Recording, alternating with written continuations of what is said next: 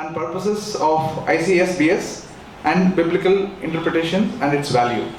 కాబట్టి ఈ యొక్క సమయాన్ని సహోదరు అప్పజేస్తూ మరి ప్రేమతో ఆహ్వానిస్తున్నాం.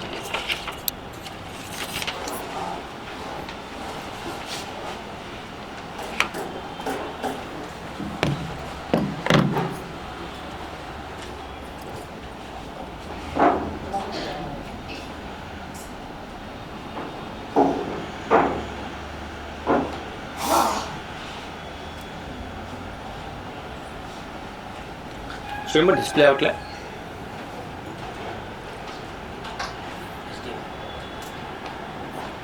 తండ్రిని దేవుడు నాకు అనుగ్రహించినటువంటి ఈ గొప్ప అవకాశాన్ని బట్టి నేను మొదటగా దేవునికి స్తుతులు తెలియజేస్తూ ఉన్నాను. God has given a nice opportunity to stand before you and share some words with you.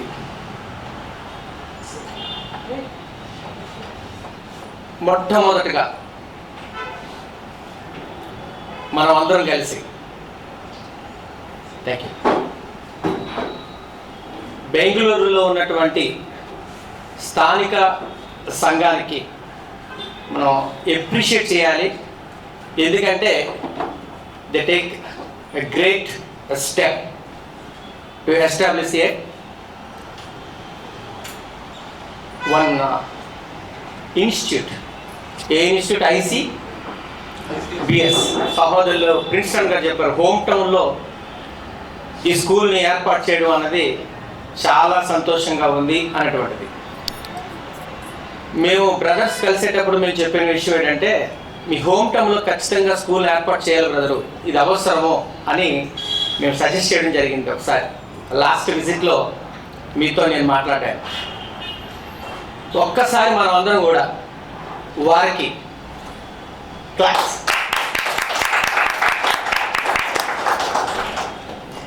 చాలా నీడ్ అండి, స్కూల్ నీడ్ చాలా.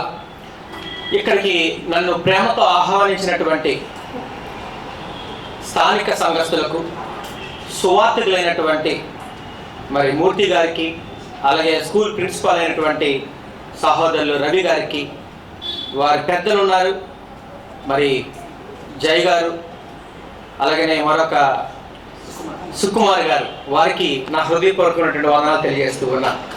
వందనాలండి. ఎస్పెషల్లీ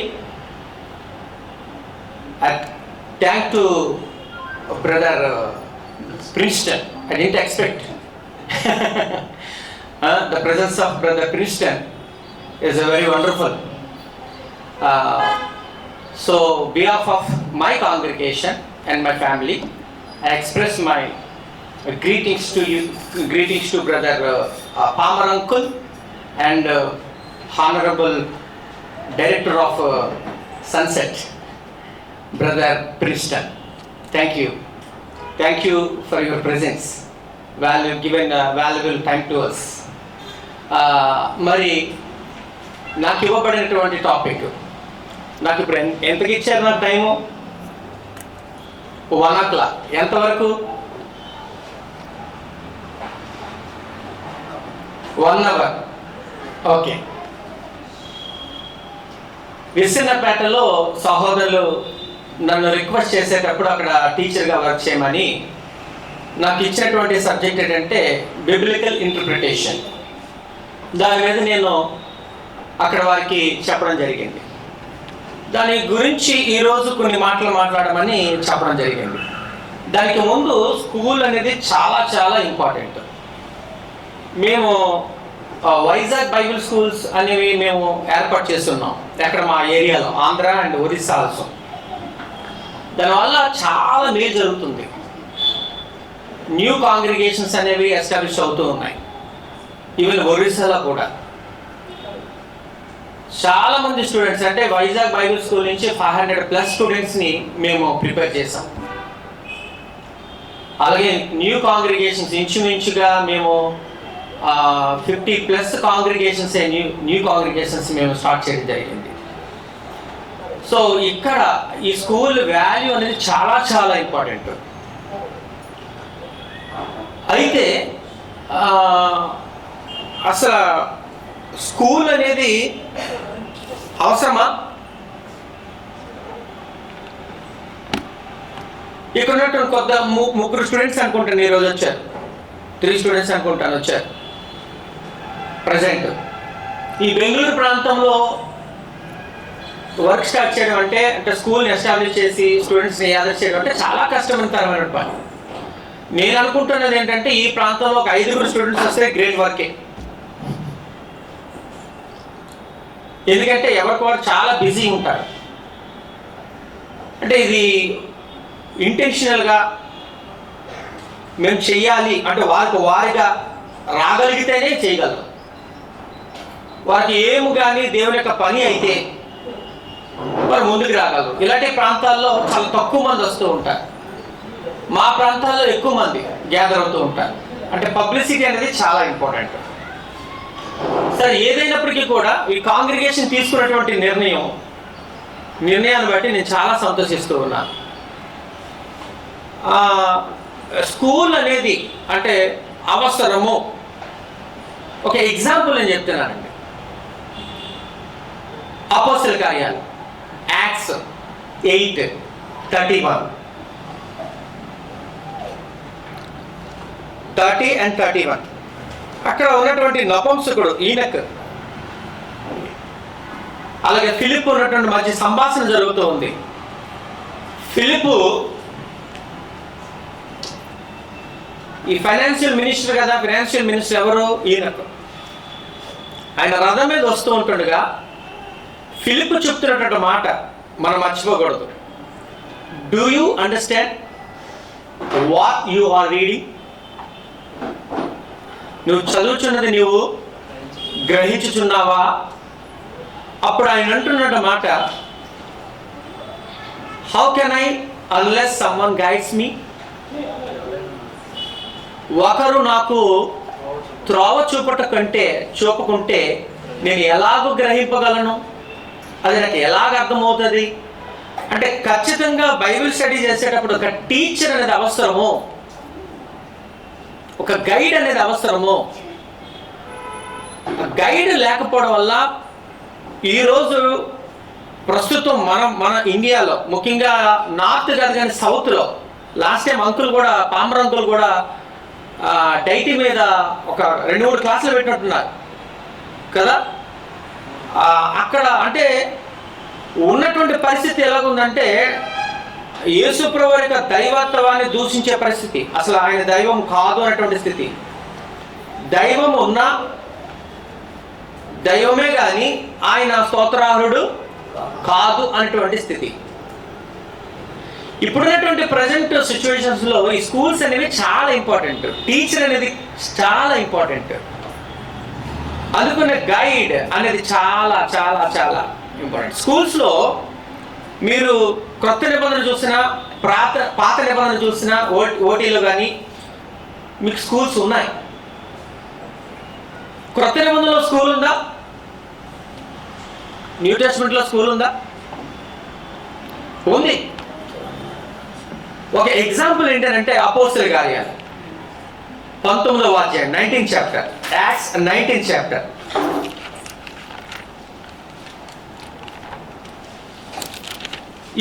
ఎందుకు ఇన్ని డిఫరెన్సెస్ వస్తున్నాయి అంటే lack of proper guide, lack of proper schools, lack of proper education.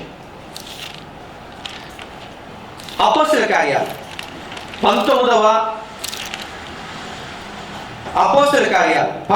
అధ్యాయం 8వ వచనం మనం 9వ వచనం 8వ వచనం మనం చదువుతున్నాం. తరువాత ఎవరైనా హెల్ప్ చేయొచ్చు.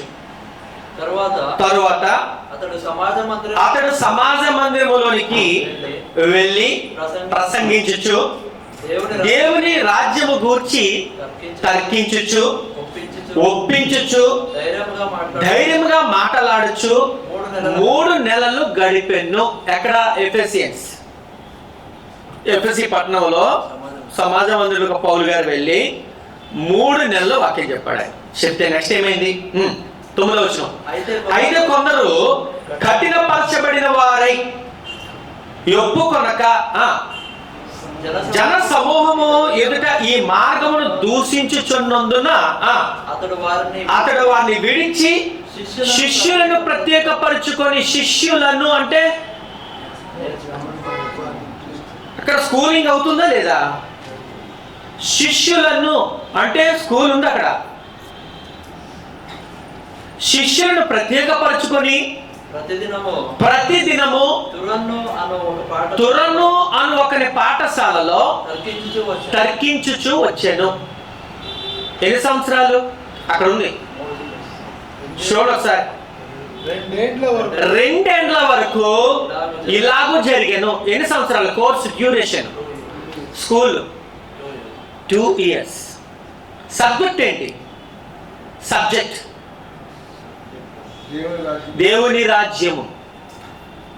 అక్కడ 8వ వచనం ఉంది చూడండి. దేవుని రాజ్యమును గూర్చి తర్కించుచు ఉందా లేదా? దేవుని రాజ్యం సబ్జెక్ట్ 2 years కోర్సు. పాఠశాల ఎవరు? పాఠశాల తురన్ను అని ఒకని పాఠశాల. టీచర్ ఎవరు? పౌలు గారు. ఎస్, స్కూలింగ్ ఉంది అక్కడ. అంటే గైడ్ అనే వ్యక్తి లేకపోతే టీచర్ అనేటువంటి వ్యక్తి చాలా ఇంపార్టెంట్. ప్రజెంట్ డేస్ ఇంకా ఇంపార్టెంట్. స్కూలింగ్ లేకుండా ఏది వెళ్ళలేదు. అపోస్తలుడు అనేటువంటి పౌలు దగ్గర యవనస్తులు ఉన్నారా లేదా? వాళ్ళకి ఎవరు నేర్పారు? పౌలు గారు నేర్పారు. యేసు ప్రభువు వారి దగ్గర ఎంతమంది ఉన్నారు శిష్యులు? వారికి ఎవరు నేర్పారు? నేను ఏ ఏ సంగతులు మీకు ఆజ్ఞాపించుతున్నో వాటన్నింటినీ గైకొనుడని. వారిని ఏమన్నారు? మొదట శిష్యులు. శిష్యులు అంటే ఇక్కడ స్కూలింగ్ జరిగింది. మరి ఓటీలో ఉన్న పాత నిబంధనలో స్కూల్ ఉందా?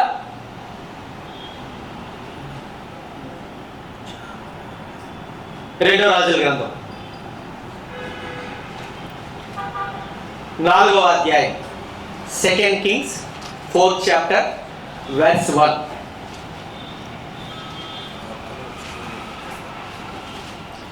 verse 4:1 and 6:1 9:1 మీరు చదివితే అర్థమవుతుంది. చూడండి 4:1 2 Kings. అంతటా ప్రవక్తల శిష్యులలో అది ప్రవక్తల శిష్యులలో అంటే శిష్యులు ఉన్నారు. ప్రవక్తలు వచ్చి అక్కడ వారికి నేర్పుతున్నారు. అంటే ఓటీలో స్కూల్ ఉందా లేదా? ఉంది. మీరు 6:1 చదవండి, 9:1 చదవండి. 2 Kings సే ప్రవక్తల శిష్యులలో ఉంది. దేవుడే డైరెక్టర్గా ట్రైనింగ్ ఇచ్చారు ఆయన. ఎవరికి? మోసెస్ తన ప్రజలను బానిసత్వంలో ఉన్నటువంటి ఐగుప్తులో బానిసత్వంలో ఉన్నటువంటి ప్రజలను విడిపించడానికి దేవుడే మోషేకి ట్రైనింగ్ ఇచ్చాడు. ఎక్కడ? ఫస్ట్ 40 years ఎక్కడ? ఫరో ఇంటిలో. నెక్స్ట్ 40 years ఎక్కడ? అరణ్యంలో. అవునా? మిద్యాను ప్రాంతం. 10 years మొత్తం 80 years. ఆ నెక్స్ట్ పిలిచాడు ఆయన. ఎవరిని? మోషేని పిలవడం జరిగింది. ఎందుకు? నా ప్రజలను తీసుకురావాలి. దావీదుకి ట్రైనింగ్ ఇచ్చారా దేవుడు? ఎస్, గొర్రెల కాపరి. అక్కడి నుంచి ఎక్కడికి వచ్చాడు ఆయన? ఎవరి దగ్గరికి వచ్చాడు ఆయన? ఎవరి దగ్గర దేవుడు అతను పెట్టాడు ఆయన? సౌలు యొక్క ఆయుధాలు మోసేవాడిగా ఆయన అక్కడ ఉంచడం జరిగింది. అంటే ట్రైనింగ్ ఎక్కడ తీసుకుంటాడు? అక్కడ. నెక్స్ట్ కింగ్ ఎవరు? డేవిడే.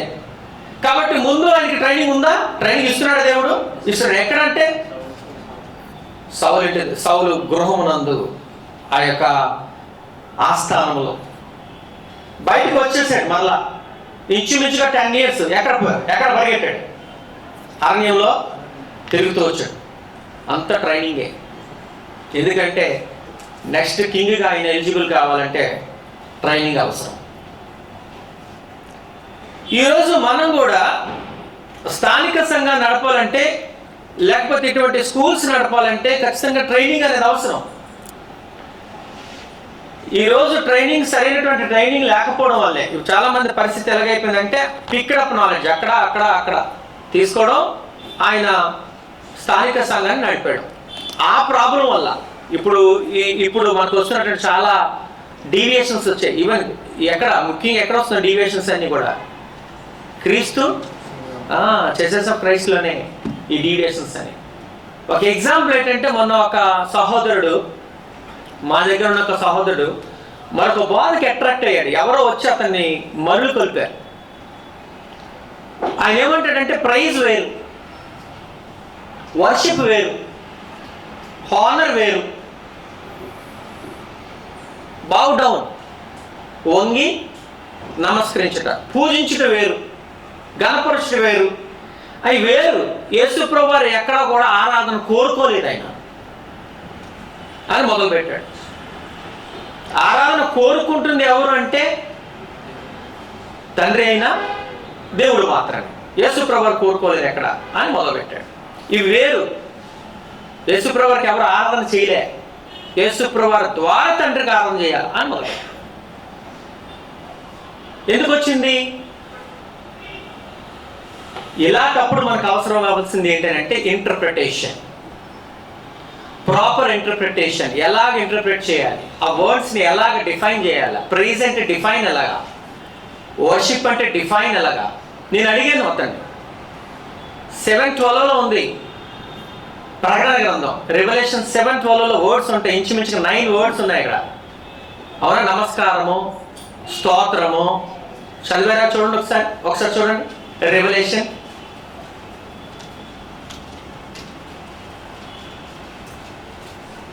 7:12.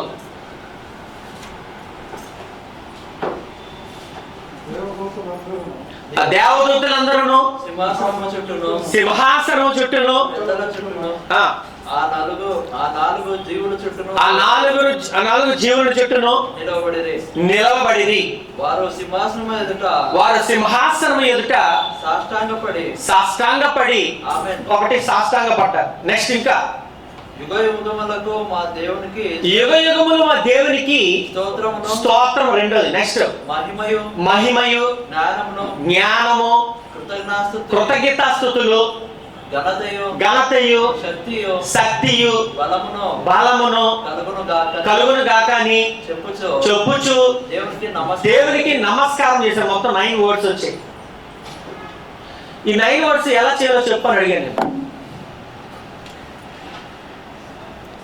డిఫైన్ ఎలా చేస్తావు? నేను ఎలా చేయాలి? దాంట్లో ఉన్న యాక్ట్స్ ఏంటి? అసలు ప్రైజ్ అంటే దాంట్లో ఉన్న యాక్ట్ ఏంటి? నమస్కారం అంటే దాంట్లో ఉన్న యాక్ట్ ఏంటి? లేకపోతే గణపరచడం అంటే దాంట్లో ఉన్న యాక్ట్ ఏంటి? అసలు ఏం చేయాలి ఒకసారి నాకు చెప్పు, డిఫైన్ చేయి. అన్ని వర్డ్స్ అక్కడ ఉన్నాయి కదా, ఎలా చేయాలి? అక్కడ గొర్రె పిల్లకు ఉందా? ఎవరికి? ఎవరా గొర్రె పిల్ల? ఇది వేరు ఇది వేరు కదా. ఎలాగా? ఒకసారి కూర్చోబెట్టి వాటిని డిఫైన్ చేశాను నేను. ఒకరోజు కూర్చోబెట్టి, అంటే ఎలాగా దాన్ని ఎలా తీసుకోవాలి అనేది. దానికి అవసరమైంది ఏంటంటే బిబ్లికల్ ఇంటర్ప్రిటేషన్, హెర్మినెటిక్స్. తెలుగులో ఎలా వ్యాఖ్యానించాలి, చదువుకున్నప్పుడు దాన్ని ఎలా అర్థం చేసుకోవాలి, వర్డ్ని ఎలా డిఫైన్ చేయాలి. ఎటిమాలజీ అంటారు. ఎటిమాలజీ మనకి తెలుగులో ఉన్నటువంటి పదం ఉత్పత్తి అర్థం. ఏం అర్థం అంటారు? ఉత్పత్తి అంటే ఒక పదం మూలం ఎక్కడి నుంచి వచ్చింది అసలు. ఇవి తెలుసుకోకపోతే ఇవి వేరు వేరు అంటాడు ఆయన. కూర్చోబెట్టి చెప్తే అప్పుడు అర్థమైంది. సో బిబ్లికల్ ఇంటర్ప్రిటేషన్ అనేది చాలా చాలా ఇంపార్టెంట్ స్టూడెంట్స్కి, ఒక ప్రీచర్కి, ఒక సువార్థికుడికి చాలా చాలా ఇంపార్టెంట్. అప్పుడు ఏమవుతుందంటే డీవియేట్ అవ్వము, సబ్జెక్ట్ నుంచి డీవియేట్ అవ్వము. కాంటెక్స్ట్ అనేది చాలా ఇంపార్టెంట్. ఆ కాంటెక్స్ట్ పైన కింద చదివి దానికి దాన్ని అప్లై చేయాలన్నది మనకు తెలియాలి. ఈరోజు ఒక చిన్న ఎగ్జాంపుల్గా ఒక లెటర్ ద్వారా అవి మనం ఇంటర్ప్రిటేషన్ యొక్క వాల్యూని మీకు తెలియజేయాలని అనుకుంటున్నాను. ఇంటర్ప్రిటేషన్ యొక్క వాల్యూని, ఫర్ ఎగ్జాంపుల్ ఫిలోమోను పత్రిక, సింపుల్ కదా. చాలా మంది ఎంతమంది చదివారు ఇక్కడ ఉన్న వాళ్ళ చేతులు ఎత్తగలరా? ఒకరు ఫిలోమోను అంతే చదువు. అంటే ఎక్కువ మంది చదవరు, అంటే ఒకే అధ్యాయం కదా, అంతగా దాన్ని పట్టించుకోరు. నెగ్లెక్టెడ్ అనమాట, నెగ్లెక్టెడ్ లెటర్ అది యాక్చువల్గా కదా. ఎస్, అయితే ఫిలోమోను పత్రిక అనేది సులువుగా అర్థమవుతుంది, ఈజీ టు అండర్స్టాండ్, కానీ వెరీ లాజికల్, చాలా అద్భుతంగా ఉంటుంది పౌలు గారు డీల్ చేసేటువంటి విధానం. ఒకసారి మనం చూద్దాం, ఒకసారి దాని గురించి చూద్దాం. అంటే ఒక లెటర్ ఇంటర్ప్రిటేషన్ అనేది మనం అర్థం చేసుకోగలిగితే, ఫస్ట్ ఒకసారి ఫిలోమోను పత్రిక వెళ్ళిపోతాం. ఒకసారి చూడండి, అంటే ఈ రకంగా నేను ఒక పత్రిక చెప్పడం ద్వారా ఇక్కడ ఉన్నటువంటి వారందరికీ కూడా కొంత ఉపయోగం ఉంటుంది అన్నటువంటి ఉద్దేశంతో, అంటే ఇంటర్ప్రిటేట్ చేస్తే అలా చేయాలి, అప్పుడు మనం దాన్ని ప్రాపర్గా అర్థం చేసుకోగలము అన్నది మనకు అర్థమవుతుంది. ఒకసారి చూద్దాం, ఎక్కడుంది ఫిలోమోను, దేని తర్వాత ఉంటుంది, ఏ పుస్తకం తర్వాత ఉంటుంది ఫిలోమోను పత్రిక? తీతుకు తర్వాత. ఫిలోమోను తర్వాత ఏముంటుంది పుస్తకం? హెబ్రీ పత్రిక, ఒకటే అధ్యాయం. ఎన్ని వచనాలు ఉన్నాయి అందులో? 25 వచనాలు ఉన్నాయి. 25 వచనాలు ఉన్నాయి ఫిలోమోనుకు రాసినటువంటి పత్రిక. ఎప్పుడైనా సరే పత్రికలో అంటే పత్రిక చదివేటువంటి స్టైల్ వేరు, మిగిలిన బుక్స్ చరిత్ర చదివే స్టైల్ వేరు, కావ్య గ్రంథాలు చదివేటువంటి స్టైల్ వేరు, హిస్టరీ చదివేటువంటి స్టైల్ వేరు, పత్రికలు చదివేటువంటి స్టైల్ వేరు. పత్రిక అనేసరికి మనం గుర్తుంచుకోవాల్సింది ఏంటంటే, సంఘానికి రాసే పత్రికలు ఉన్నాయి, వ్యక్తికి రాసేటువంటి పత్రికలు ఉన్నాయి. పత్రికలు రాసేటప్పుడు ఏదో ఒక ప్రాబ్లం ఒకటి ఉంటుంది అక్కడ, అది వ్యక్తికి సంబంధించింది అవ్వచ్చు, స్థానిక సంఘానికి సంబంధించింది అవ్వచ్చు. ఆ ప్రాబ్లంని డీల్ చేస్తూ పత్రిక రాయడం జరుగుతుంది. ఇప్పుడు ఫిలోమోనుకు రాసిన పత్రిక అనగా మనకి ఇది పర్సనలా లేకపోతే కాంగ్రిగేషనలా? Personal letter. పర్సనల్ లెటర్ అయినప్పటికీ కూడా సంఘానికి కూడా అప్లై చేయొచ్చు. కానీ మన మైండ్లో ఉండవలసింది ఏంటంటే, ఫస్ట్ ఇది ఒక పర్సనల్ లెటర్ అని. ఎప్పుడైనా లెటర్ చదివేటప్పుడు 3 విషయాలు. ఒకటి ఇంట్రొడక్షన్ ఉంటుంది, 2 అందులో అంశం టాపిక్ ఉంటుంది, 3 closing words or concluding words. 3 భాగాలు పత్రిక అనేసరికి 3 భాగాలు. ఒకటి ఇంట్రొడక్షన్, నెక్స్ట్ అంశం, అందులో ఉన్న సమాచారం ఏంటి, టాపిక్, నెక్స్ట్ కంక్లూజన్ అంటే దాన్ని ఫైనల్ గ్రీటింగ్స్. ఈ 3. ఇప్పుడు ఈ పత్రికలో 25 వచనాలు ఉన్నాయి. ఫస్ట్ ఇంట్రడక్షన్ చూడండి, 1 నుంచి మనం చూసినప్పుడు ఒకసారి చూద్దాం. క్రీస్తు యేసు ఖైదీనైన పౌలును, ఓకే, క్రీస్తు యేసు ఖైదీనైన పౌలును, సహోదరుడైన తిమోతియును, మా ప్రియుడును జత పనివాడనైన ఫిలోమోనుకు అనే పదం ఉందండి.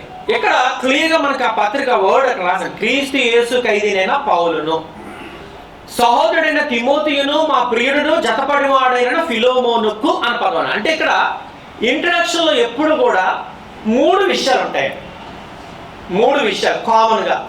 ఒకటి, ఎవరు రాస్తున్నారు, రైటర్, ఎవరికి రాస్తున్నారు, రిసీవర్, అండ్ శుభవచనం అంటే గ్రీటింగ్స్.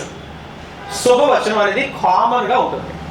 ఇప్పుడు సింపుల్ ఇంట్రడక్షన్ ఇది ఏంటంటే, ఇక్కడ ఇందులో క్లియర్ గా అర్థమవుతుంది ఎవరు రాస్తున్నారు. హూ అక్కడ నేను రాసాను కిందన పౌలు, అది అయిపోయింది. పౌలుని తను పరిచయం చేసుకున్నప్పుడు క్రీస్తు యేసు ఖైదీనైనా అని ఇంట్రడ్యూస్ చేసుకున్నాడు.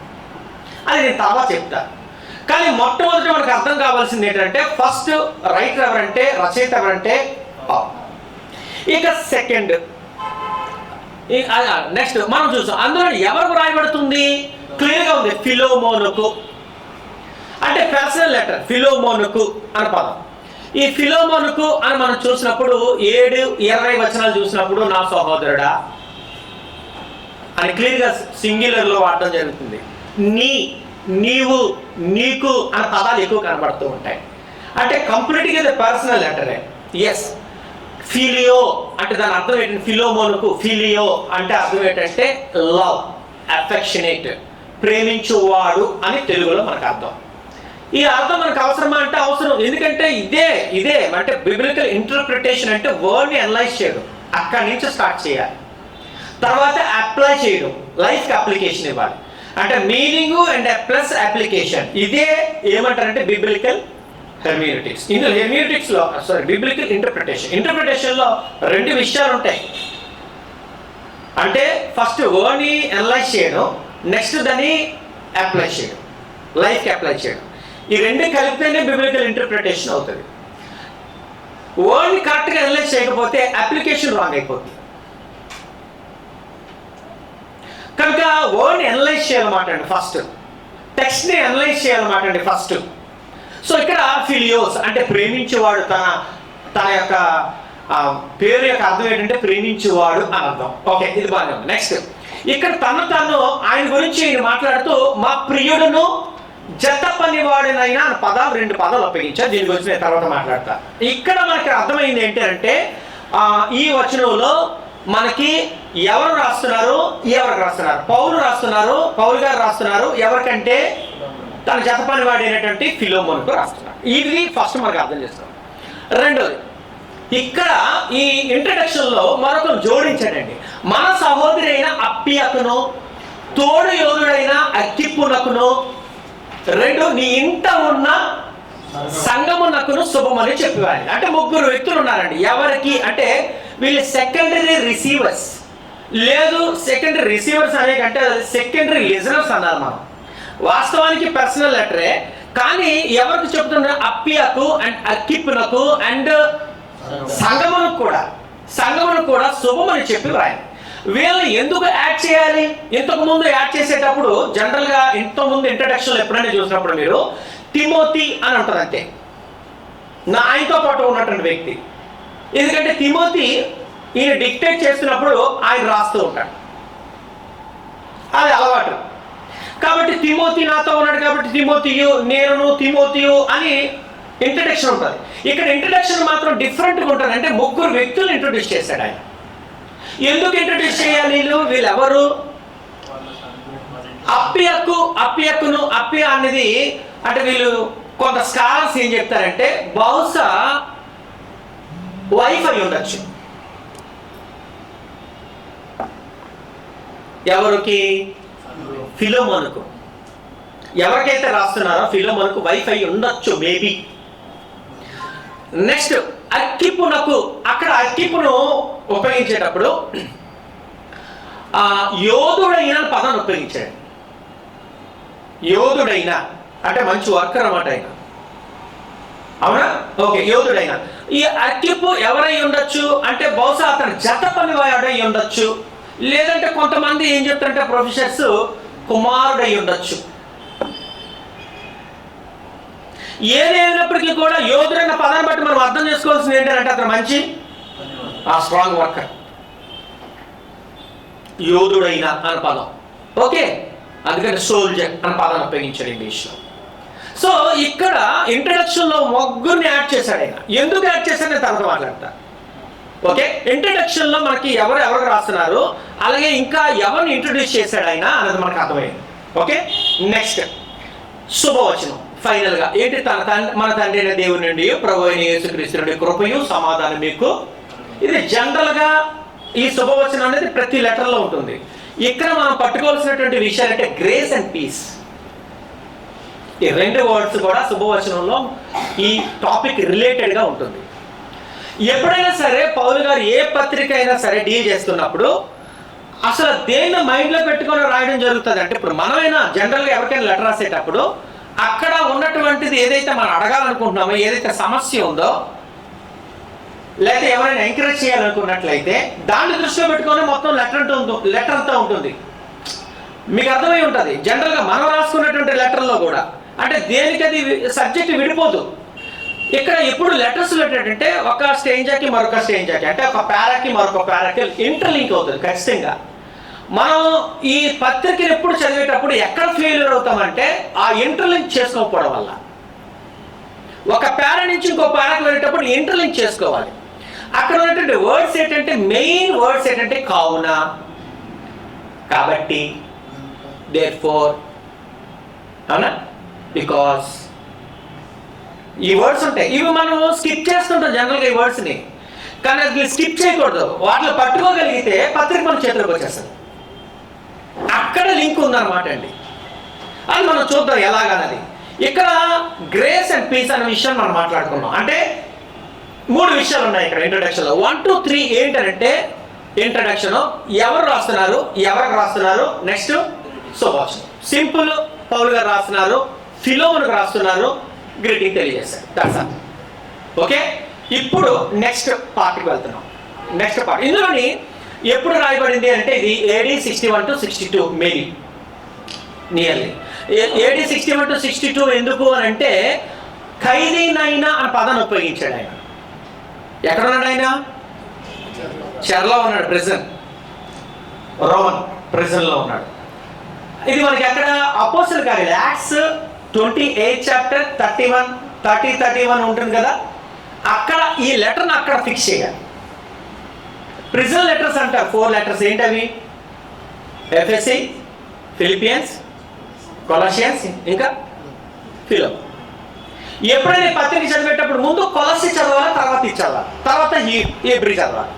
అంటే ఆర్డర్లో చదవాలంటే కొలసి చదివిన తర్వాత ఇది చదివితే అర్థమవుతుంది. ఎందుకంటే ఈ ఫిలోమోను అనేటువంటి వ్యక్తి అన్యుడు నుంచి క్రైస్తవుడు అయినటువంటి వ్యక్తి.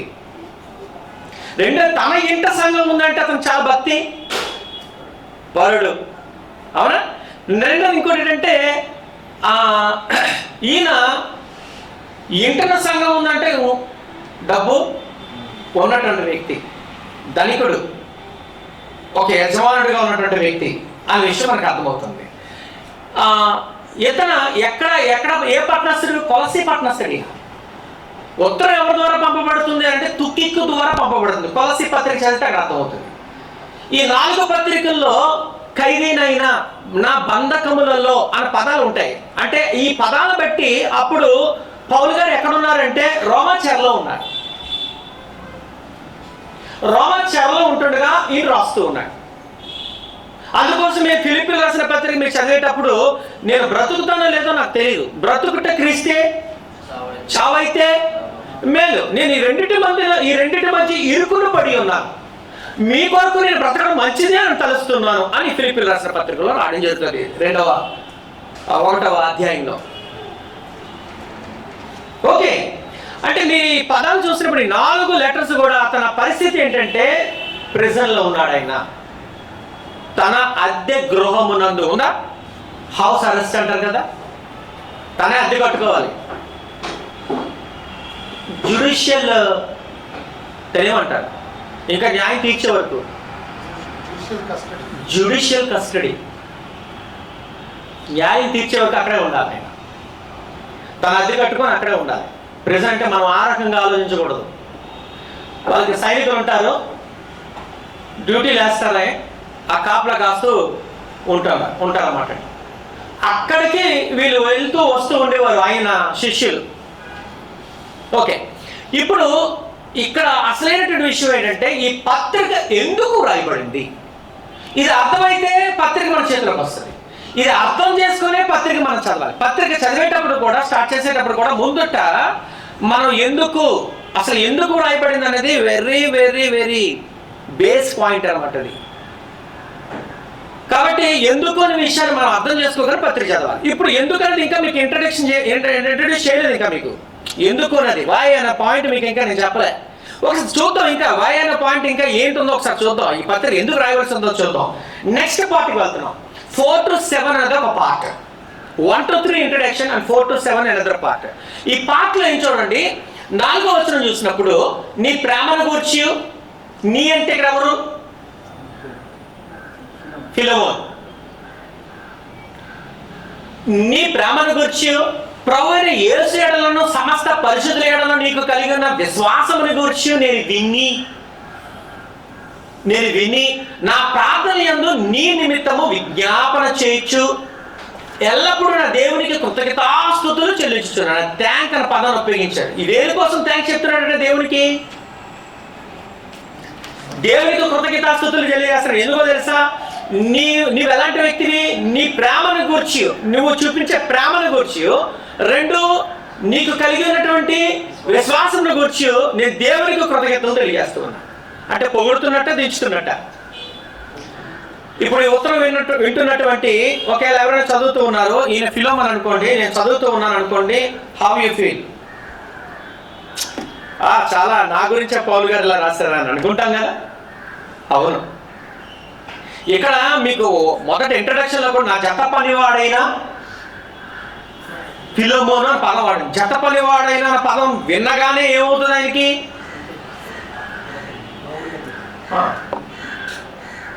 నేను మోడీ గారి యొక్క జత పనివాడిని అంటే అది ఎలా ఉంటుంది? మోడీ గారి జత పనివాడైన నారాయణ గారు నారాయణ గారు ఎలా ఉంటుంది? ఆహా, ఆ ఇంట్రడక్షన్ లో కూడా ఆయన్ని మెచ్చుకొనుట, ఆయన్ని హెచ్చించుట అన్నది చాలా అద్భుతం. ఇక్కడ కూడా ఈ 4 నుంచి 7 వచనాలు మనం చూసినప్పుడు నీ ప్రేమను గూర్చి అనే పదం, ఇక్కడ ప్రభువుని యేసు ఎడలను సమస్త పరిశుద్ధుల ఎడలను, అంటే పరిశుద్ధుల పట్ల ఏం చూపిస్తున్నట్టు? యేసు ప్రభువు పట్ల ప్రేమ, 2 పరిశుద్ధుల పట్ల కూడా ఆయన ప్రేమ చూపిస్తున్నాడు. ప్రేమ చూపించడం అంటే నోటితో చెప్పేది కాదు. Love is a verbal word, అంటే చేసి చూపించేది. ఇతడు ధనికుడు, ఆయన ఇంటిలోనే స్థానిక సంఘం ఉంది, ఆయన దగ్గర ఉన్నటువంటి పరిస్థితులకు ఈయన చాలా ప్రేమ చూపిస్తున్నాడంటే అది ఎలాంటి యాక్టివిటీ అయి ఉండొచ్చు? వాళ్ళ కష్టాల్లో అతను పాల్గొని ఉండాలా, వాళ్ళ అవసరతలు మీరు తీర్చుండాలి. లవ్ చేయడం అంటే అర్థం అదే. అంటే యాక్ట్స్ లేకుండా లవ్ అంటే అది కుదురుతుందా? ఒక భర్త భార్యని అంటున్నాడు, నేను చాలా ప్రేమిస్తున్నాను, నేను చాలా ప్రేమిస్తున్నాను, నేను చాలా ప్రేమిస్తున్నాను. సంవత్సరంగా ఒక చీర కూడా మొదలట. ఎలా ఉంటుంది? రియల్ అనేది ప్రేమించడం అంటే అది యాక్ట్స్ లో చూపించడం, కార్యాల్లో చూపించడం. అందుకోసం అంటాడు నేను ఇక్కడ నా ప్రార్థన యందు నీ నిమిత్తము విజ్ఞాపన వచ్చి దేవునికి కృతజ్ఞత, నిన్ను గురించి దేవునికి థ్యాంక్స్ చెప్తున్నాను, నిన్ను గురించి దేవునికి థ్యాంక్స్ చెప్తున్నాను అంటే అది ఎలా ఉంటుందండి? అవును, పలానా బ్రదరు చాలా ప్రేమ చూపిస్తారండి, పలానా బ్రదరు ఈ స్థానిక సంఘంలో వెంటనే ఎవరికి అవసరమైనా, ఎవరికి నీడున్న పరిగెట్టుకు వెళ్ళి కూర్చుని పోతాడండి. ఆయన బట్టి పేరు పెట్టి, ఫర్ ఎగ్జాంపుల్ పరలోకం ఉందని మా తండ్రి, మా మూర్తి గారు ఆయన చూపిస్తున్న ప్రేమను బట్టి మీకు వేలాది స్తుతులు, వేలాది కృతజ్ఞతాస్తుతులు అన్నాను అనుకోండి. ఆ ఫీల్ ఎలా ఉంటుందో చెప్పండి ఒకసారి. ఆ వ్యక్తికి నన్ను గురించి దేవుని కృతజ్ఞతలు తెలియజే, మరొక వ్యక్తికి కృతజ్ఞతలు తెలియజేయడం అంటే ఎలా ఉంటుంది? సో అప్పుడు ఈ మాటలు వింటున్నటువంటి ఆ ఫిలోమోను గారికి ఎలా ఉంటుందండి ఇప్పుడు? సో ఇక్కడ వర్డ్స్ గుర్తించుకోవాల్సింది ఏంటంటే ప్రేమను గూర్చి, విశ్వాసమును గూర్చి కృతజ్ఞతాస్తుతులు చెల్లించుతున్నారు. ఇక నెక్స్ట్ వర్డ్, 6th వర్డ్, క్రీస్తును బట్టి మీ ఉన్న ప్రతి శ్రేష్టమైన వరము విషయమై నీవు అనుభవపూర్వకంగా ఎరుగుట వల్ల. నేను చెప్పాను లవ్ అంటే అనుభవపూర్వకమైనది, నోటితో చెప్పేది కాదు. అనుభవపూర్వకముగా ఎరుగుట వలన ఇతరులు, చూడండి, ఇతరులు నీ విశ్వాసమందు పాలువారగుట అనేది కార్యకారి కావాలని వేడుకొచ్చున్నారు. అంటే ఇంగ్లీష్లో అయితే మనకి ఈజీగా ఉంటుందండి, sharing of your faith may become effective. May become effective అంటే నేను చూపిస్తున్న ప్రేమ అవతల వాళ్ళు చూసి అవతల వాళ్ళు దేంట్లోకి వస్తారు?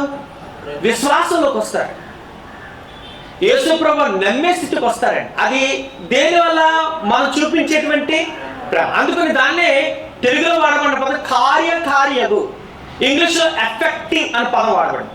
మనం చూపే ప్రేమ ఖచ్చితంగా ఇతరులపైన ఎఫెక్ట్ చూపిస్తుంది, వాళ్ళు కూడా యేసు ప్రభువును నమ్ముకునేలా చేస్తుంది. అందుకని చారిటీ అనేది స్థానిక సంఘంలో ఒక పని, ఖచ్చితంగా జరగాల్సిందే. కొంతమంది అలా బిహేవ్ చేస్తారంటే, కొంతమంది ఎలా ఉంటారంటే ఎవరికైనా బాగాలేదంటే క్షణాల మీద వెళ్ళి కూర్చుంటారు. అప్పుడు ఆ వ్యక్తికి ఎలా ఉంటారు?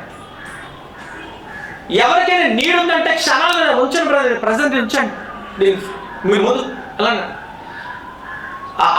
దాన్ని తలాంత్ అంటాం. ఆ తలాంత్. ఈయనకుందే తలాంత్. ఎవరికి పేరు? ఫిలోమోన్కి. ఫిలోమోన్ అంటున్నాడు, అందుకని అన్నాడు ఆయన, నీ విశ్వాసం ఉంది పాలువారొకట కార్యకారి కావాలని వేడుకొచ్చున్నాను, ఇంకా మిగిలిన నీ ప్రేమను చూసి. ఇక్కడ ఇంకోటి ఉంది, ఇక్కడ ప్రతి శ్రేష్టమైన వరమ విషయమే ఉందండి. ఇంగ్లీష్లో వాడమన్న పదం ఏంటంటే full knowledge of every good thing.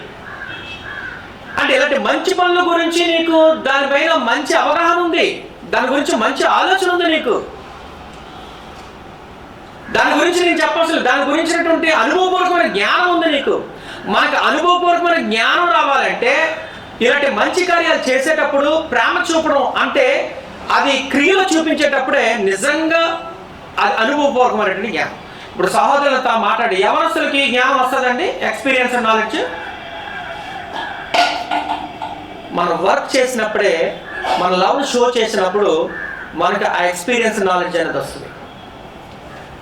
So ఇక్కడ అందుకున్నానండి, sharing of your faith become effective అని పదం ఉపయోగించాను. నేను అందుకు దేవుడికి వేడుకుంటున్నాను, ఇంకా చాలా మందిని నేను ఈ ప్రేమను చూసి విశ్వసించాలి. అద్భుతం కదా, ఈ మాట వింటే అతనికి ఎలా ఉంటుందో చెప్పండి. బాగుంది. నెక్స్ట్ పాయింట్, సెవెంత్ సహోదరుడా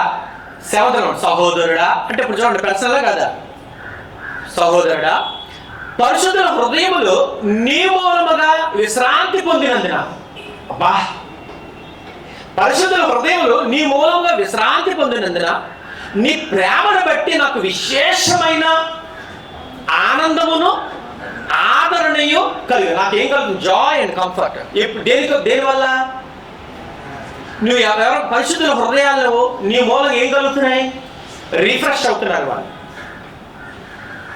స్థానిక సంఘం అంటే అది. కొందరు ఉండాలి స్థానిక సంఘానికి అలాగా, అవసరం అది. మిగిలిన వాళ్ళు యాక్టివేట్ అవుతుంటారండి ఒక్కల వల్ల. నేనే చెయ్యాలా, నేనే చూపించాలా, నేనే ప్రేమ చూపించాలా, అలా కాదండి. నువ్వు చేయవలసి నువ్వు చేసుకెళ్ళిపో, మిగతా వాళ్ళు యాక్టివేట్ అవుతుంటారు. అందుకని ఆయన జాయ్ అండ్ కంఫర్ట్ అంటే నాకు ఆనందమును ఆదరణీయం కలిగి. నువ్వు చూపిస్తున్న ప్రేమను బట్టి నాకు ఇక్కడ ఉన్న దూరంలో రోమాపుర జైల్లో ఉన్న నాకు ఏం కలుగుతుంది? కష్టంలో ఉన్న నాకు ఆదరణ, ధైర్యం కలుగుతుంది. ఈ మాట వినగానే ఒకవేళ ఫిలోమోన్ గారు ఇక్కడ ఉన్నట్లయితే, నేను మాటలు ఇలా లెటర్ చదువుతుంటే ఫిలోమోన్ గారు హృదయం ఎలా ఉంటుంది? ఇప్పుడు ఆయన ఈ 7 మాటలు అంటే ఈ 7వ వచనం వరకు ఆయన అలా లెగిసిపోయి ఉంటాడు. ఎస్, ఇప్పుడు మనం కంక్లూడ్ చేద్దాం ఈ పార్ట్ని. అంటే ఇప్పుడు మనం దీనికి ఏం పేరు పెడదాం అంటే ఈ 4 నుంచి 7 వచనాలకి మనం ఏం పేరు పెడదాం? ఏం పేరు పెడితే బాగుంటుంది? ఇలాగ పారాగ్రాఫ్ని చదువుకొని ఆ పారాగ్రాఫ్లో ఉన్నటువంటి సమాచారాన్ని బట్టి ఒక నేమ్ సెలెక్ట్ చేసుకోవాలి. మనం ఒక పేరు పెట్టాలి. ఏం పేరు పెడదాం? ఎవరి గురించి మాట్లాడుకున్నాము? ఫిలోమోన్.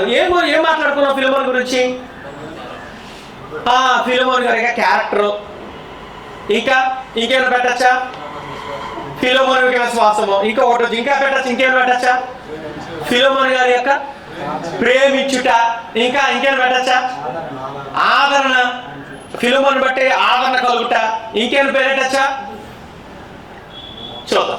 మీతో ఎందుకు మాట్లాడించారంటే ఫిలోమోన్ విషయమే దేవునికి కృతజ్ఞతాస్తుతులు చెల్లించుట.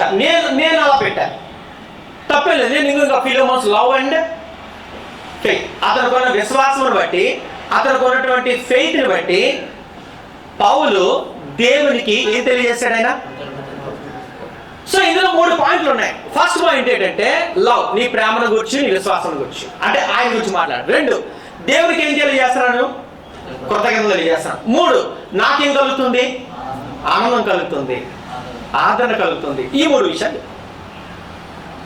ఇప్పుడు ఫిలోమోన్ తాలూకా హృదయం, ఫిలోమోన్ తాలూకా మైండ్ సెట్ ఎలా ఉంటుందంటే ఈ రేంజ్లో ఉంటుంది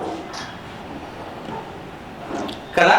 ఇప్పుడు ఈ 7 వచనాల్లో అక్కడ ఉన్న సమస్య ఏంటని అర్థమైందా? ఎందుకు రాస్తున్నారో మనకేమైనా అర్థమైందా? ఇంకా అర్థం కాలే.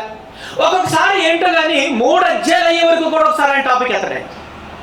ఎఫ్సీ పత్రిక అయితే 3 అధ్యాయాల తర్వాత అంటే 4వ అధ్యాయం 1వ వచనం వచ్చేసరికి టాపిక్ ఎత్తాడు. ఇది సమస్య అంతే. అంటే దానికి కావాల్సిన బేస్ వేస్తూ ఉంటాడు ఆయన.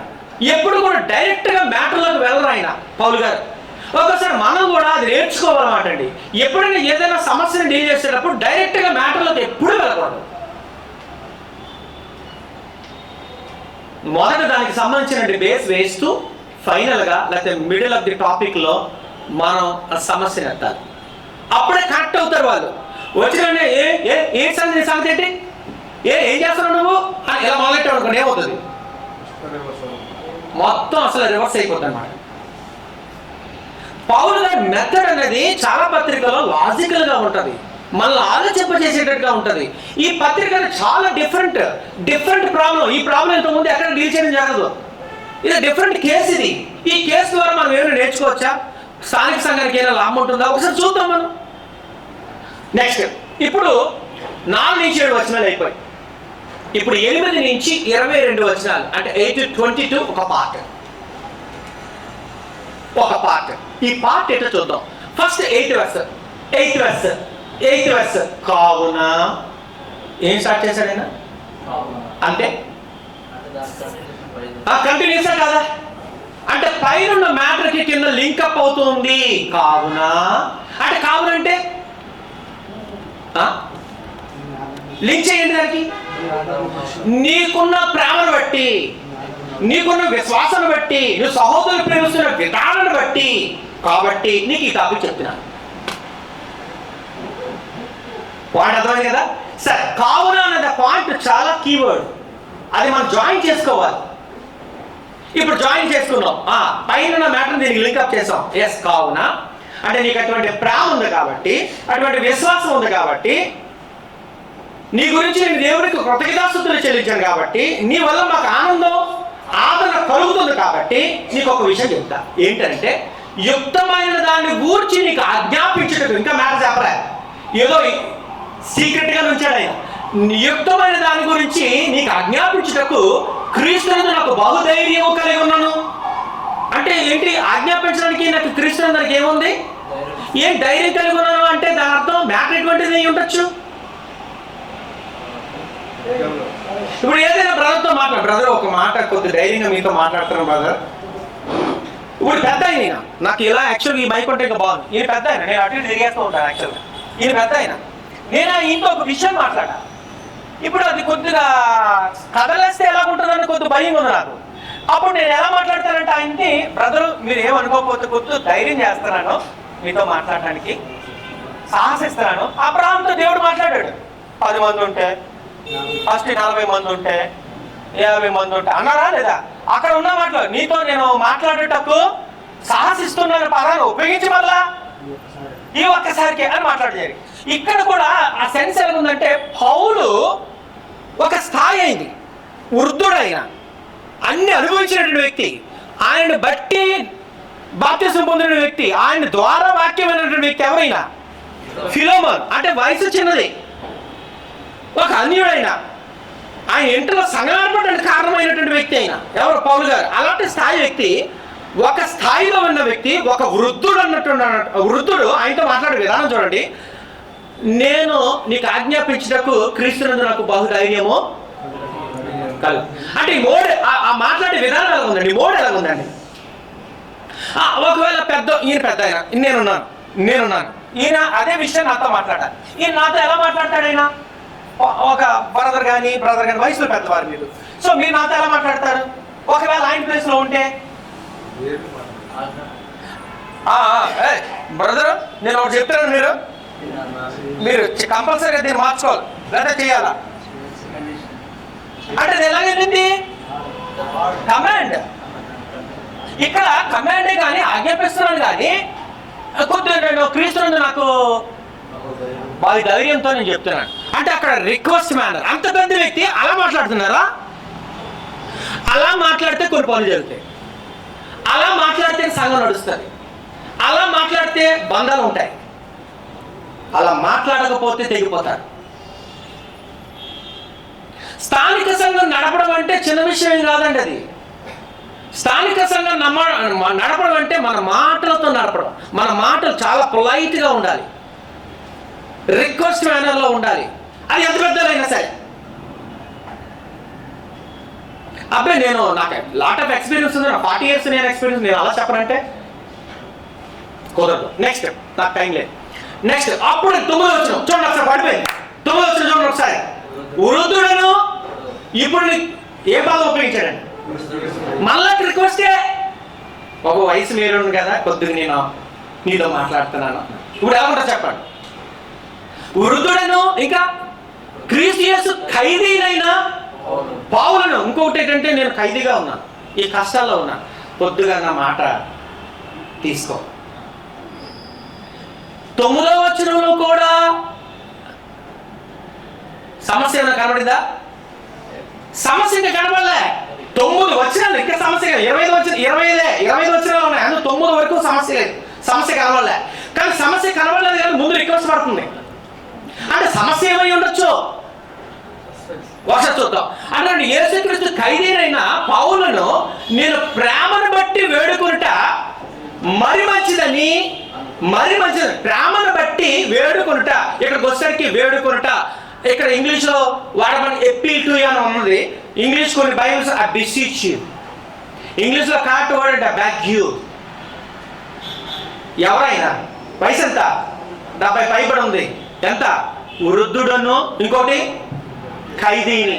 వృద్ధుడను ఖైదీ. ఎవరైనా సరే ఏదైనా రిక్వెస్ట్ పెట్టేటప్పుడు రిక్వెస్ట్ ఎలా ఉంటుందంటే, బాబు కొద్దిగా వయసులో పెద్దోడిని, కొద్దిగా నేను చెప్తున్నాను, కొద్దిగా ఆలోచించు అంటే ఎలా ఉంటుంది బ్రదర్ అన్నమాట. 2, కొద్దిగా నేనే చాలా దుఃఖాల్లో ఉన్నాను, ఒకసారి ఆలోచించు అడుగుతున్నాడు అతను. అంటే ఆ స్థాయి చూడండి ఒకసారి. నెక్స్ట్ 9వ వరకు సమస్య ఉందా? సమస్య లేదు. కానీ ఇప్పుడు 7 వరకు ఆయన ప్రాబ్లం లేదు. 7 వరకు ఏంటంటే మంచి రేంజ్ లో ఉన్నాడు ఆయన. 8, 9కి వచ్చేసరికి రిక్వెస్ట్ పెడతారు కానీ ఇంకా తెలియలేదు ఆయనకి. ఇప్పుడు చూడండి ఒకసారి ఏమంటాడు ఆయన. 10వ వచనం, నా బంధకములలో, ఇక్కడ స్టార్ట్ అయింది. నా బంధకములలో అంటే అర్థం, నేను రోమాలో చెరలో ఉంటుండగా నా వీటి చూడాలా, మిస్ అయిపోతారు. ఇది కానీ పడితేనే మీకు అర్థమవుతుంది, లేకపోతే అర్థం. నా బంధకములలో నేను కనిన నా కుమారుడగు ఒనిసిము. అబ్బో, 3వ వ్యక్తి ఎవరు? ఇంకో క్యారెక్టర్ వచ్చింది. ఇంతకుముందు 2 క్యారెక్టర్లు ఎవరెవరు? పౌలు, ఫిలమోన్. ఇప్పుడు కొత్త క్యారెక్టర్ వచ్చింది లోపలికి. ఎవరు? ఈ పేరేం పేరు? ఓనేసిము. అంటే నేను నా బంధకములలో నేను కనిన నా కుమారుడు అన్నాడు. నా బంధకములో నేను కనిన కుమారుడు అంటే అర్థం ఏంటంటే, నేను చెరలో ఉంటుండగా ఇతను నాకు పరిచయం అయ్యాడు. ఇతను కనిన పదం ఏంటంటే, నేను వాక్యం చెప్పాను, అతను మార్పు చెందాడు, బాప్తిసం తీసుకున్నాడు. ఎవరు ఈ పేరు? ఓనేసిము కోసరము నిన్ను వేడుకొనుచున్నాను అనగానే తక్కువని గొంతులు వెలక్క పడిపోయినట్టు అయిపోయింది. ఎవరికి? ఒకసారి మైండ్ బ్లాక్ అయిందంటారు కదా కొన్ని. ఇప్పుడు చూడండి, మీకు ఒక ఎగ్జాంపుల్ చెప్తాను. మనం సాంబార్ పలచగా వేసుకొని శుభ్రంగా తింటుంటే ఆ ముద్దలు లోపలికి వెళ్ళి ఏమవుతుంటాయి? జాయిగా దిగిపోతూ ఉంటుంది, అవునా? బహుశా నేను ఏమనుకుంటా 9వ వచనం వరకు జాయిగా దిగిపోయింది. 10వ వచనంలో ఒకవేళ ముద్దలో రూపాయి కాని ఏదైనా ఉందనుకోండి, దవ్వుకు లోన్ వేసుకుంటే కాయిన్ కరెక్ట్గా వెళ్ళి అడ్డం అయిపోతే ఎలా ఉంటుంది? గొంతులు ఒక్కసారి అంత ఫ్లో అయ్యేది, అంతవరకు ఫ్లో అయ్యేది, ఒక్కసారిగా రూపాయి కానీ వెళ్ళి గొంతులు అడ్డం అయిపోయింది అనుకోండి, ఎలా ఉంటుంది? అయిపోతాం కదా. 10వ వచనంలో ఓనేసిము అనే పదం ఆయన మెదడులో పడగానే తక్కువ స్థానం అయిపోయాయి. ఏంటంత? ఏంటి? ఎందుకు? ఏమైంది? ఈయన గురించి ఆయన వేడుకోవడం ఏంటి? ఓనేసిము కోసం నేను వేడుకొనిచ్చున్నా. ఆ వేడుకోవడానికి ఓనేసిము గురించి వేడుకున్నప్పుడు ఎన్ని వచనాలు వేశాడంటే మొత్తం 9 వచనాలు. ఆ పదాలు అందుకనే వాడు, నేను వృద్ధుడను, బంధకాల్లో ఉన్నాను, నిన్ను వేడుకుంటున్నాను, అవునా, నువ్వు ప్రేమించేవాడివి, ఈ పదాలంటే వేసుకొచ్చాడు. ఇప్పుడు చూడండి ఒకసారి. ఇప్పుడు ఇక్కడ ఓనేసిము అనే పదం అర్థం ఏంటంటే యూజ్ఫుల్ ఆర్ బెనిఫిషియల్ అని అర్థం, సహాయకరమైన. ఇంతకీ ఎవరు అంటే మీరు 15వ వచనంలో కనబడుతుంది, దాసుడు. ఎవరు దాసుడు? ఇతనా ఫిలోమోనుకు దాసుడు అంటే ఇంటిలో పని చేసేటటువంటి ఒక వ్యక్తి. మన ఇంట్లో పనులను ఎలాగే అపాయింట్ చేసుకుంటామో ఆ ఇంట్లో పనివాడు. యజమానుడు ఎవరు ఇప్పుడు? ఫిలోమోను. అంటే ఇప్పుడు ఇద్దరు క్యారెక్టర్స్ అన్నమాట అండి. వీళ్ళిద్దరి మధ్య ఏదో జరిగింది. ఫిలోమోను అండ్ ఓనేసిము. ఓనేసిమము దాసుడు అని విషయం అర్థమైంది. ఓకే, ఎందుకు అసలు రాయడం జరిగింది? ఏం చేస్తుంటాడు? ఒకసారి మీరు బైబిల్ తీసినట్లయితే ఫిలోమోను పత్రిక ఒకసారి తీయండి. ఇప్పుడు తీయండి, ఒకసారి తీయండి. ఫిలోమోను పత్రిక 1వ అధ్యాయం మీరు తీసినట్లయితే 11వ వచనం ఒకసారి చదవాలి. 11వ వచనం చదవాలి. అతడు మునుపు నీకు నిష్ప్రయోజనమైన వాడే. ఏం చేసి ఏటట్టు ముందు నిష్ప్రయోజనం వాడు. నీ దగ్గర పనిచేస్తాడు కానీ అతను నిష్ప్రయోజనమైన వాడు, యూజ్లెస్, నీకు పనికి రాకుండా పోయాడు. అంటే ఏం జరిగి ఉండొచ్చు? ఇంకా 18వ వచనం ఒకసారి చూడండి. 18వ వచనం చదవండి గట్టిగా. అతడు నీకు ఏ నష్టమైనను కలుగజేసిన యెడల. అంటే ఏం చేసి ఉంటాడు? అతను ఏదో నష్టం కలిగేస్తాడు, ఇంట్లో ఉంటాడుగా. అంటే బహుశా ఏ దొంగతనం అవ్వచ్చు, ఆ నష్టం ఏదంటే ఏదో డబ్బు అవ్వచ్చు, వస్తువు అవ్వచ్చు, ఏదైనా వచ్చి పట్టుకుపోయాడేమో. మొత్తానికి ఎలాగైతే నష్టం కలిగేశాడు, పట్టుకొని పారిపోయాడు. ఎవరు కంటపడ్డాడు? ఆయన పౌలు గారికి అటాచ్ అయ్యాడు. పౌలు గారి దగ్గర పని చేస్తున్నాడు. పౌలు గారు వాకింగ్ చెప్పారు, అతను మార్చాడు. ఇప్పుడు అతని కోసం నేను వేడుకుంటున్నాను. ఇప్పుడు అతను దొంగ అనుకుందాం. అంటే దొంగ అంటే రోమిల కాలంలో దొంగ అంటే చాలా పెద్దది. ఇప్పుడు కూడా పెద్దదే. వ్యభిచారాన్ని వదులుతారు కానీ దొంగ వదలరు. మీరు ఎప్పుడైనా చూడండి. రోమిల కాలంలో ఒకసారి ఆ దొంగతనం చేసిన వాళ్ళకి కూడా ఉరిశిక్ష వేసేవారు మరి. అలాంటి పెద్ద తప్పు చేసినటువంటి వ్యక్తి ఒకవేళ అతని గురించి నేను వేడుకుంటున్నాను అంటే ఏంటి వేడుకోవడం అంటే, నువ్వు అతన్ని చేర్చుకో అన్నాడండి. ఎన్నో వచనాలు అంటే 17వ వచనంలో మీకు కనబడుతుందండి. 10వ వచనంలో కూడా అవి వేడుకుంటున్నాను అని అన్నాడండి. 10వ వచనం చేర్చుకోమన్నాడు. అంటే ఇప్పుడు నేను పంపిస్తున్నాను, నువ్వు అతన్ని చేర్చుకో. బ్రదర్, ఎవరైనా మీ ఇంట్లో ఎవరైనా దొంగతనం 10,000 20,000 లేకపోతే బంగారం ఒక 10 తులాలు పట్టుకొని వెళ్ళిపోయాడు అనుకోండి. నా దగ్గరికి వచ్చాడు, నేను వాక్యం చెప్పి బాప్తిసం ఇచ్చాను, ఇప్పుడు మీ దగ్గరికి మళ్ళీ పంపిస్తానంటే మీరు ఎంతమంది చేసుకోగలరు? ఎంతమందికి మనసు ఉంటుంది?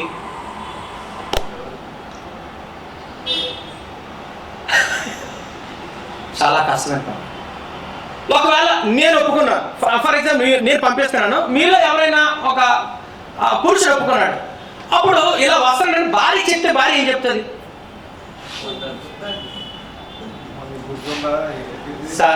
అయ్యా మళ్ళా నెత్తి మీద పెడుతున్నావా? అందుకోసమే ఇంట్రడక్షన్లో ఒకవేళ భార్య అయితే ఎవరు ఫిలోమోనుకు భార్య అర్కిప్పు అయితే, అందుకనే అర్కిప్పునకు వందనాలు తెలియజేస్తున్నాను. పాయింట్ అర్థమైందా మీకు? అంటే ఒకసారి భార్య ఒప్పుకోదు జనరల్ గా. మనిషి ఇప్పుడు పురుషుడు ఒకవేళ ఎగిరైనా భార్య అసలు యాక్సెప్ట్ చేయదు. అసలు స్త్రీలకు ఎలా ఉంటుందంటే, వాళ్ళు ప్రేమిస్తే వాళ్ళంతా హత్యేసుకుంటారు అంతే. స్త్రీలు ఒకవేళ చిన్న తేడా వస్తే కిలోమీటర్ దూరం పెడతారు.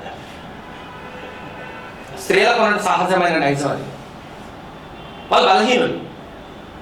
వాస్తవం, వాళ్ళు ఎంత ప్రేమిస్తారో అంత ద్వేషిస్తారు కూడా. తేడా వస్తే తీర్చుకోలేరు వెంటనే వాళ్ళు. అందుకని అన్నాడు అర్కిప్పునకు కూడా. ఎవరు? అప్పియ భార్య. ఎవరంటే అప్పియ. అది కూడా ఇంట్రడక్షన్ అప్పియ. అర్కిప్పు అనే పదం ఉంది కదా, అర్కిప్పు యోధుడు అని పదం ఉపయోగించాడు. అక్కడ పొగడానికి కారణం ఏంటంటే, ఒక వీళ్ళిద్దరు ఒప్పుకున్నా సంఘంలో ఆయన గురించి అందరూ తెలుసు కదా, ఆయన ఎలా రాణిస్తారు మీరు? పాయింట్ అర్థమైందా? మీరు పెట్టుకోండి. ఆయన సంఘంలో అడిగిపెట్టడానికి ఒక దొంగను ఎలా తీసుకొచ్చి సంఘంలో పెడతారు మీరు? అందుకోసం ఇతను కూడా జోడించాడు, యోధుడైనా. అంటే ఫస్ట్ ఇంట్రడక్షన్ లో పడిన పదాలు దేని బట్టి పడుతున్నాయి?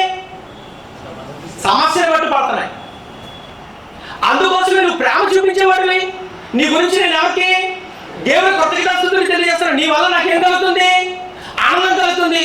నువ్వు తను చేర్చుకుంటే ఇంకా ఆనందం ఉంటుంది. పాయింట్ అర్థమైందా? సో ఆ డీలింగ్ చేస్తాను అనమాట అండి అది. ఇప్పుడు ముగిస్తున్నాను. 2 అయింది.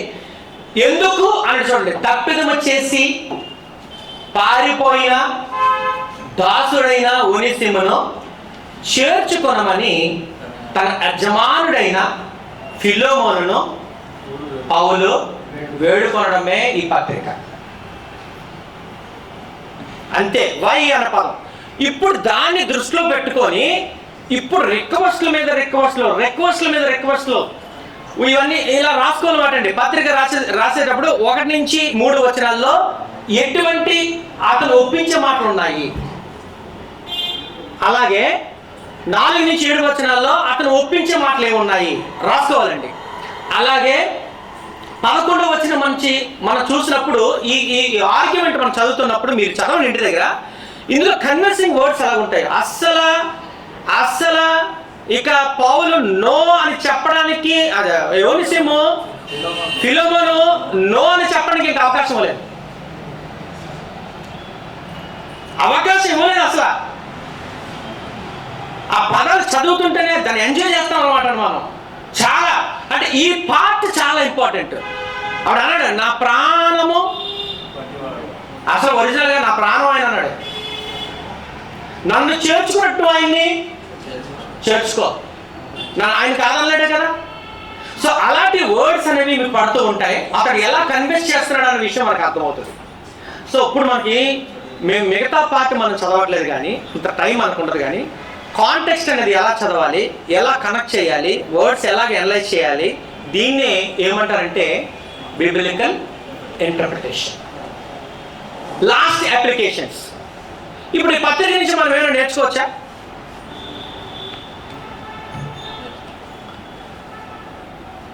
బిజినెస్ మీటింగ్ ఎందుకు అంటే కలిసి కూర్చొని కొట్టుకోవడానికి అన్నాడు ఒక ఆయన.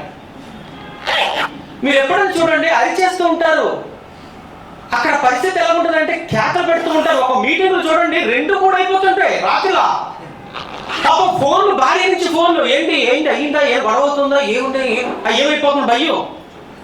ఒక్కోసారి ముందే ఏది బిజినెస్ మీటింగ్ అంటే నువ్వు టైం మర్చిపో అది ముందు చెప్పి రావాలన్నమాట. ఎవరికి? వారికి. అంటే ఇక్కడ ఎలా ఉంటుందంటే నేను చెప్పేదే వినాలి. నేను చెప్పేది జరగాల్సింది అంతే, ఇంకా అవ్వదు మాట్లాడదు. లేదా సంగతి రాదు. ఇది ఒక బ్లాక్మెయిల్ ఒకటి. కేకలు. పౌలు గారు వెళ్ళే అప్రోచ్లు వెళ్తే, పౌలు గారు వెళ్ళేటువంటి రిక్వెస్ట్లు వెళ్తే సంఘాలు ఎలా ఉంటాయి, ఇల్లు ఎలా ఉంటుంది? ఆయన తగ్గింపు చూస్తే అసలు ఊహ కూడా అందదు. ఆ వయసు, ఆయన పని చూస్తే, అసలు ఆయన తగ్గింపు చూస్తే, ఆ మాటలు చూస్తే అసలు గుండె దడేలు ఉంటుంది మనకి ఆ వర్డ్స్ చూస్తున్నప్పుడు. ఇలాంటి అప్లికేషన్స్ మన జీవితంలో చాలా చాలా చేసుకోవచ్చు. క్రిస్టియన్స్ అంటే కేకలు కాదు కదా. ఈ మధ్య క్రిస్టియన్స్ అంటేనే కేకలు అయిపోయి. మొండు పట్టు, నువ్వు ఉంటే ఉండు, లేకపోతే మాట్లాడదు ఇక్కడ. అది కరెక్టా? తీరు అసలు ఆ వెర్షన్ కరెక్టేనా? సంఘాల్లో జరుగుతుందా? జరగాలి అసలు అలా జరుగుతుందా?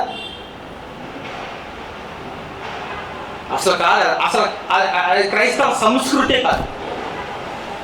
చాలా మీక్ అండ్ మోర్,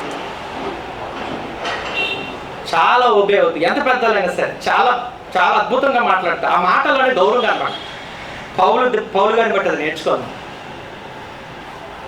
సో ఇటువంటి అప్లికేషన్స్ మనం ప్రతి వచనం నుంచి తీయచ్చు. చాలా విషయాలు నేర్చుకుంటాం. పౌలు గారి నుంచి మనం ఏం నేర్చుకుంటాం అని అనుకోవాలా. 2 ఫిలోమోనుని బట్టి మనం ఏం నేర్చుకోవాలా.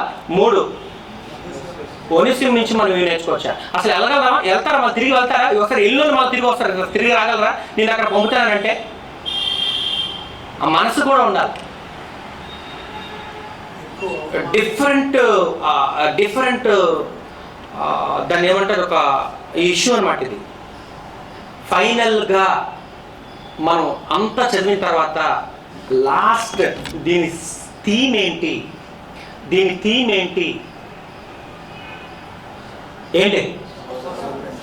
అదొక్కటే. ఇందులో కీ వర్స్ 15th verse. దాసుడుగా కాక దాసుని కంటే ఎక్కువగా అతను ప్రేమించు, సహోదరుడిగా ప్రేమించు. ఒకసారి బాప్తిసం తీసుకున్న తర్వాత మన దాసుడైనా మనం ఎలా ట్రీట్ చేయాలని మనం తెలుసుకోగలుగుతాం. మన దగ్గర పన్నుడైనా మనం ఎలా ట్రీట్ చేయాలో మనకు అర్థమవుతుంది. ఇదేంటంటే ఇంటర్ప్రిటేషన్ కరెక్ట్గా చేసుకోగలిగి, కరెక్ట్గా లింక్ చేసుకోగలిగి, ఆ సమస్యను దృష్టిలో పెట్టుకుని పత్రికను చదివితే we can enjoy, we can learn lot of things, we can change our life. కనుక ఇది గుర్తుంచుకోండి. పత్రిక నేను పూర్తిగా చెప్పలేదు, 2 పార్ట్లు చెప్పాను. థర్డ్ పార్ట్ ఇంకా అద్భుతంగా ఉంటుంది, ఇంకా దాన్ని ఊహించలేము. మీరు ఇంటికి వెళ్ళి ఒకసారి చదవండి. Thank you very much. Thank you for giving this opportunity. Thank you very much. Thank you.